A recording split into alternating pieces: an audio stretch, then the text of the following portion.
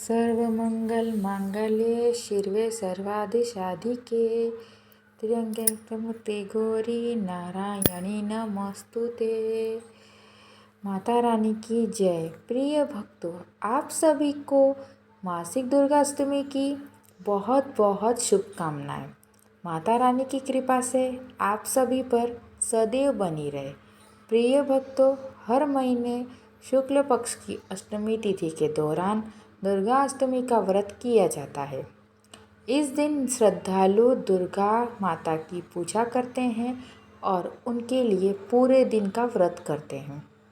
मुख्य दुर्गा अष्टमी, जिसे महाअष्टमी कहते हैं, वो अश्विनी माह में 9 दिन की शारदीय नवरात्रि उत्सव के दौरान पड़ती है और संस्कृत की भाषा में दुर्गा शब्द का अर्थ होता है अपराजित, अर्थात जो किसी से भी कभी पराजित नहीं हो, और अष्टमी का अर्थ होता है 8वां दिन। इस दिन अष्टमी के दौरान महिषासुर नामक राक्षस पर देवी दुर्गा ने जीत हासिल की थी। इस दिन देवी ने अपने भयंकर और रौद्र रूप को धारण किया था, इसीलिए इस दिन को देवी भद्रकाली के रूप में भी मनाया जाता है। इस दिन का महत्व इसीलिए और बढ़ जाता है क्योंकि इस दिन दुष्ट और क्रूर राक्षस का उन्होंने मारकर सारे ब्रह्मांड को भय के मुक्त करा दिया। और इस दिन जो भी पूरी भक्ति और श्रद्धा से पूर्ण संपूर्ण के साथ दुर्गा अष्टमी का व्रत करते हैं, उनके जीवन में खुशी और अच्छे भाग्य का आगमन होता है। प्रिय भक्तों, मासिक दुर्गा अष्टमी की व्रत कथा सुनने से पहले माँ दुर्गा पर भक्ति भाव रखने वाले एक उनके परम भक्त की छोटी सी कहानी सुनते हैं। यह कहानी सुखद गांव की है, जहां एक विशेष रूप से भक्ति भावना रखने वाला शक्ति पूजक रहता था, जिसका नाम धनुष था। धनुष ने अपने गांव में दुर्गा पूजा को बड़ी श्रद्धा भाव से मनाने का आयोजन किया। उसने अपनी पूरी संपत्ति से इस पूजा की व्यवस्था की और सभी गांव वालों को आमंत्रित किया। और दुर्गा अष्टमी के दिन धनुष ने माँ दुर्गा को विशेष रूप से आमंत्रित किया और उससे अपने गांव और उसके लोगों की रक्षा करने का वचन लिया। उसने एक उच्च स्थान पर शक्ति पूजन का आयोजन किया और वहां पर माँ दुर्गा की मूर्ति स्थापित की। धनुष ने समुद्र से प्राप्त किए गए सुंदर रत्नों से संजीवनी अभिषेक किया और माँ की कृपा के लिए प्रार्थना की, और माँ दुर्गा ने धनुष की भक्ति को प्रसन्नता से स्वीकार किया और उसको आशीर्वाद दिया। और उसी समय गांव में आक्रमणकारी राक्षस बुरी शक्तियों से आक्रमण किया। धनुष ने अपनी शक्ति का दिखावा करते हुए माँ दुर्गा की कृपा से उन्हें पराजित किया। गांव में शांति और सुरक्षा की स्थिति स्थापित हुई। धनुष ने अपनी भक्ति और आस्था के साथ माँ दुर्गा का आभास किया। अर्थात प्रिय भक्तों, इस कथा से हमें यह सीख को मिलता है कि माँ दुर्गा की भक्ति और आस्था से भरा हृदय हमें समस्त संघर्ष से पार करने में सहायक हो सकता है और उनका आशीर्वाद हमें सदैव प्राप्त रहेगा। जो कोई भी मनुष्य मासिक दुर्गाष्टमी का व्रत करते हैं, तो यह व्रत तब पूरा माना जाता है जब वह मासिक दुर्गाष्टमी की व्रत कथा को पढ़ते हैं अथवा सुनते हैं। आप सभी प्रेम से बोलिए माता रानी की जय। पौराणिक मान्यताओं के अनुसार प्राचीन काल में असुर दंभ को महिषासुर नाम के एक पुत्र की प्राप्ति हुई थी, जिसके भीतर बचपन से ही अमर होने की प्रबल इच्छा थी। अपनी इस इच्छा की पूर्ति के लिए उसने अमर होने का वरदान हासिल करने के लिए भगवान ब्रह्मा जी से की घोर तपस्या की आरंभ की, और महिषासुर द्वारा की गई इस कठोर तपस्या से भगवान ब्रह्मा जी प्रसन्न हुए और उसे मनचाहा वरदान मांगने को कहा।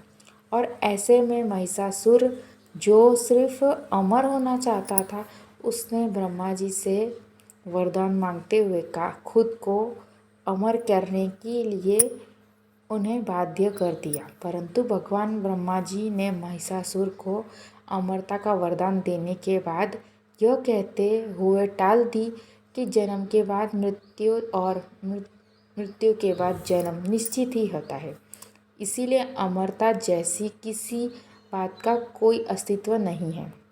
और जिसके बाद भगवान ब्रह्मा जी की बात सुनकर महिषासुर ने उनसे एक अन्य वरदान मांगने की इच्छा जताई और कहा कि ठीक है स्वामी, यदि मृत्यु होना तय है तो मुझे ऐसा वरदान दे दीजिए कि मेरी मृत्यु किसी स्त्री के हाथों से ही हो। इसके अलावा अन्य कोई दैत्य, मानव या देवता कोई भी मेरा वध नहीं कर सकते। और फिर उसके बाद ब्रह्मा जी ने महिषासुर को दूसरा वरदान दे ही दिया। महिषासुर का दूसरा वरदान दे दिया। भगवान ब्रह्मा जी द्वारा वरदान प्राप्त करते ही महिषासुर अहंकार से अंधा हो गया। इसके साथ ही बढ़ गया उसका अन्याय। मौत के भय से मुक्त होकर उसने अपनी सेना के साथ पृथ्वी लोक पर आक्रमण कर दिया, जिससे धरती पर चारों तरफ से तबाही मच गई। उसके बल के आगे समस्त जीव और प्राणियों को नमस्त होना पड़ा। जिसके बाद पृथ्वी और पाताल को अपने अधीन करने के बाद अहंकारी महिषासुर ने इंद्रलोक पर भी आक्रमण कर दिया, जिसमें महिषासुर ने इंद्रदेव को पराजित कर दिया, स्वर्ग पर भी कब्जा कर लिया और महिषासुर से परेशान होकर सभी देवी देवता त्रिदेव अर्थात भगवान महादेव, भगवान ब्रह्मा और भगवान विष्णु के पास सहायता मांगने पहुँचे।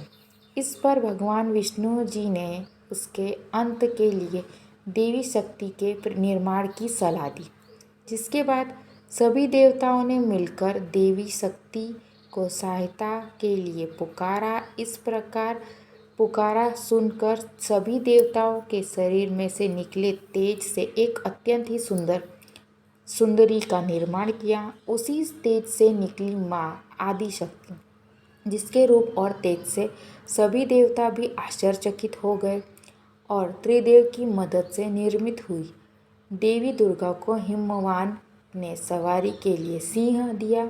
इसी प्रकार वहाँ मौजूद सभी देवताओं ने भी माँ को अपने एक एक अस्त्र सौंप दिए। इस तरह स्वर्ग में देवी दुर्गा को इस समस्या हेतु तैयार किया गया था। माना जाता है कि देवी का अत्यंत सुंदर रूप देख महिषासुर उनके प्रति बहुत ही आकर्षक होने लगे।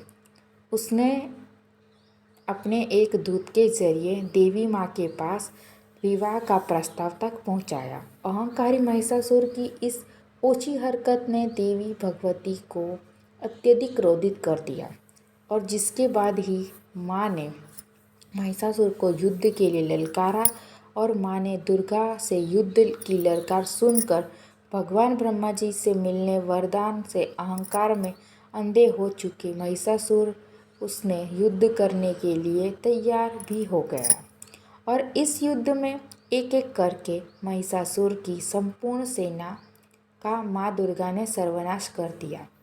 और इस दौरान माना गया है कि यह युद्ध पूरे 9 दिन तक चला, जिसके दौरान असुरों के सम्राट महिषासुर ने विभिन्न रूप धरकर देवी माँ को छलने की कई प्रकार कोशिश की, लेकिन उसकी सभी कोशिश आखिरकार नाकामयाब रही और देवी भगवती ने अपने चक्र से इस युद्ध में महिषासुर सिर काट दिए, उसका वध कर दिया। अंततः इस तरह देवी भगवती के हाथ में महिषासुर की मृत्यु संभव हो पाई। और माना जाता है कि जिस दिन माँ भगवती ने स्वर्ग लोक, पृथ्वी लोक और पाताल लोक को महिषासुर के पापों से मुक्त करा दिलाई, उसी दिन से ही दुर्गाष्टमी का पर्व प्रारंभ हुआ। अंततः देवी माँ इस कथा को कहते हैं, सुनते हैं और हुंकारे भरते हुए पर सदैव अपनी कृपा बनाए रखना।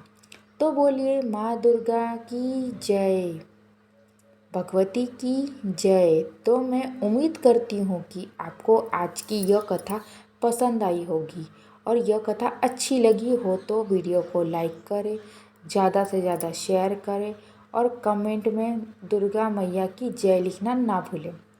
मेरे चैनल को लाइक सब्सक्राइब करना तो बिल्कुल ना भूलें, और नोटिफिकेशन बेल को भी ऑन कर दें। हर हर महादेव। धन्यवाद। आप सबको यह कथा कैसी लगी? आप मेरे साथ हमेशा जुड़े रहिए, मैं नए नए वीडियो लाती रहूँगी। तब तक के लिए इस चैनल को लाइक एंड सब्सक्राइब करना ना भूलें।